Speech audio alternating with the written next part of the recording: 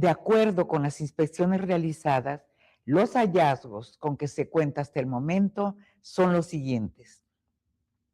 1. De la verificación inicial de la infraestructura de vía que se hizo posterior al siniestro, no se encontraron daños en los componentes de la superestructura y subestructura ferroviaria, es decir, rieles, fijaciones, durmientes, balasto, subbalasto y terraplenes, distintos a aquellos directamente atribuibles al siniestro. 2. El tren de pasajeros, que con las dos máquinas y un conjunto de 4 coches tiene un peso aproximado de 400 toneladas, fue verificado posterior al siniestro, lo que incluyó inspecciones de las ruedas, cejas, superficies de rodadura, es decir, pisadas, además de zapatas, así como los elementos de acople, que son el mecanismo de conexión automática de seguridad. Derivado de ello, no se encontraron elementos con fallas que pudieran poner en riesgo la operación del tren según lo establecido en la normatividad correspondiente. Esto significa que el funcionamiento del tren era el adecuado, lo que abarca sus componentes, la operación de la máquina y su estado físico.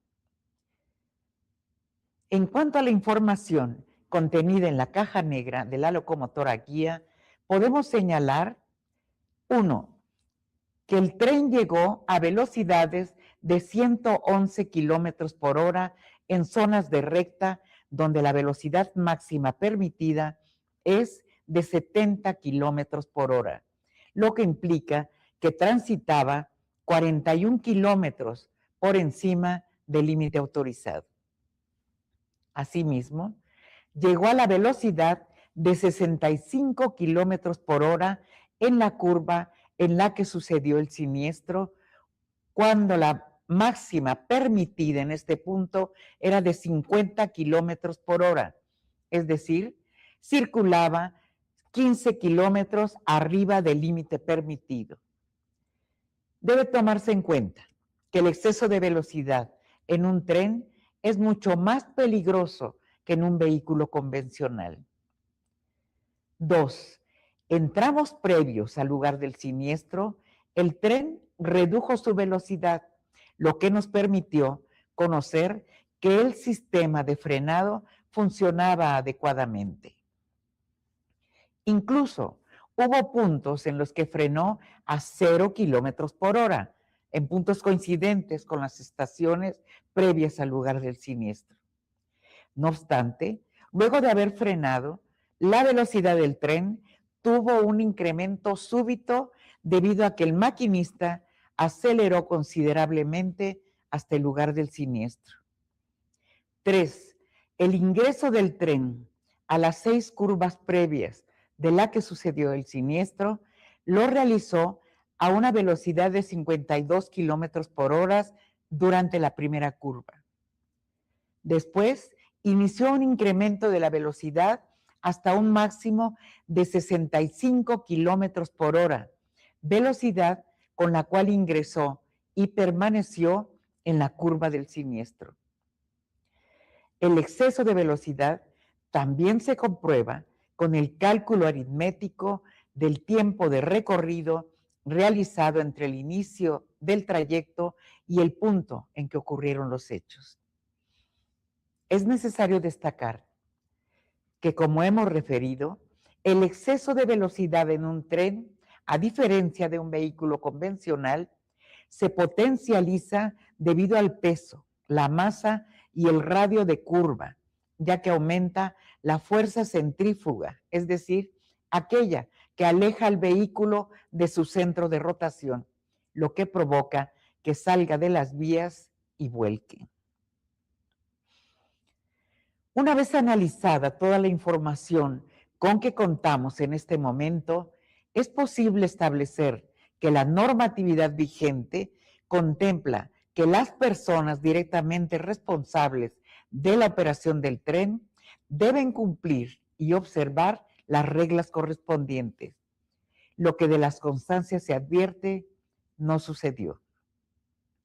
Derivado de lo anterior y a la luz de los hechos, esta Fiscalía determinó ejercer acción penal. Elementos de la Agencia de Investigación Criminal de la Fiscalía General de la República y nuestros ministerios públicos llevan a cabo diversas diligencias y acciones por la probable comisión de los delitos de homicidio culposo y lesiones culposas. Reiteramos que la información con que se cuenta en la carpeta de investigación es resultado de las diligencias ministeriales, los primeros dictámenes periciales, así como de los trabajos policiales de gabinete y campo realizados a lo largo de estas semanas.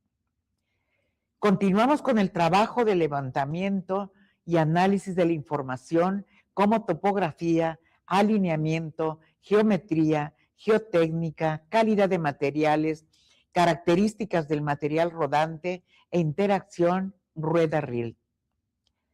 Si bien es cierto que se cuenta con elementos suficientes para establecer que existió exceso de velocidad, dichos trabajos nos permitirán descartar otros posibles factores. Todo lo anterior con el fin de esclarecer los hechos, conocer la verdad de lo ocurrido, proteger al inocente, lograr la reparación integral del daño a las víctimas, que no se repitan los hechos y evitar la impunidad. El presente informe inicial se rinde en el marco del derecho de las víctimas y de la sociedad a conocer la verdad de lo ocurrido. Su planteamiento se realiza a partir de los hallazgos que hasta este momento se tienen en la carpeta de investigación.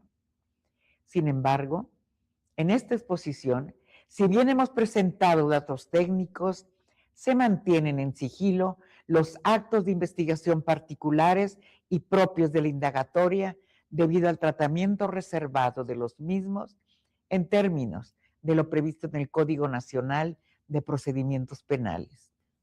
Asimismo, informamos a la opinión pública que personal de esta Fiscalía ha trabajado de la mano con diversas instituciones como la Secretaría de Gobernación, la Consejería Jurídica del Ejecutivo Federal, la Comisión Ejecutiva de Atención a Víctimas, el IMSS Bienestar, el ISSSTE y la Secretaría de Marina en una mesa permanente de atención a víctimas.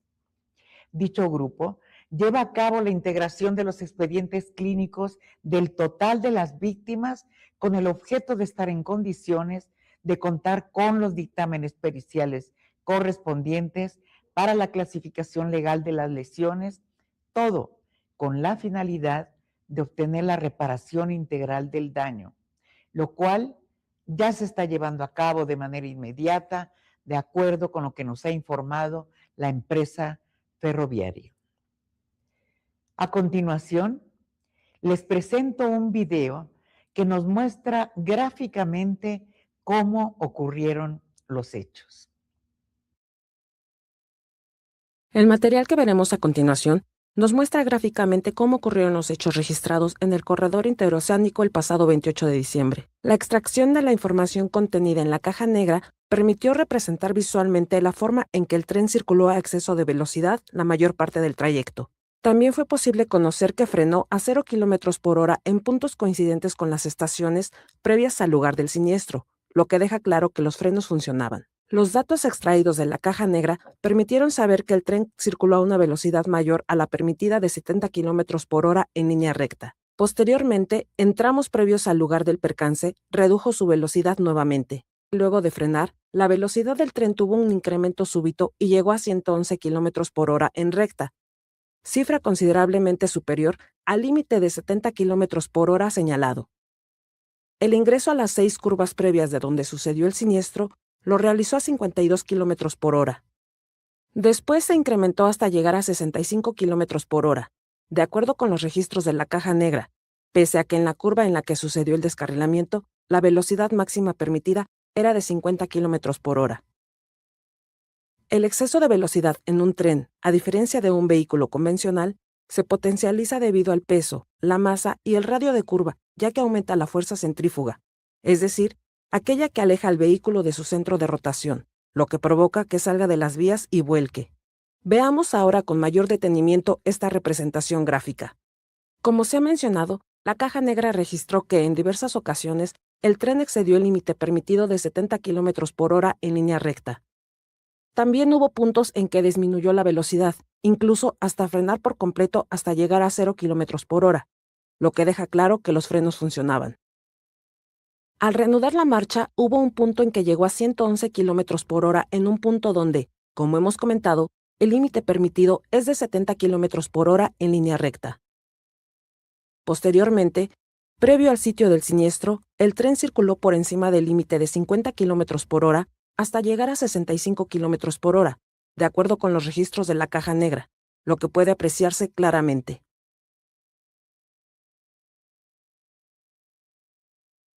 Mantendremos informada a la opinión pública, siempre y cuidando en todo momento el debido proceso. Al margen de la ley, nada. Por encima de la ley, nadie. Buenas tardes.